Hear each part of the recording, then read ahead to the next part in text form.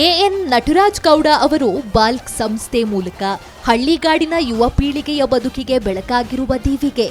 ತುಮಕೂರಿನವರಾದ ನಟರಾಜ್ ಅವರು ರಾಜ್ಯಾದ್ಯಂತ ಭಾರತೀಯ academy of linguistic and communication ಸಂಸ್ಥೆಯ 62 ಶಾಖೆಗಳನ್ನು ತೆರೆದು ಈವರೆಗೆ 3 ಲಕ್ಷಕ್ಕೂ ಅಧಿಕ ವಿದ್ಯಾರ್ಥಿಗಳಿಗೆ ಕೌಶಲ್ಯ ತರಬೇತಿ ನೀಡಿ 60,000ಕ್ಕೂ ಹೆಚ್ಚು ಮಂದಿಗೆ ಉದ್ಯೋಗ ಕಲ್ಪಿಸಿಕೊಡುವಲ್ಲಿ ನೆರವಾಗಿದ್ದಾರೆ.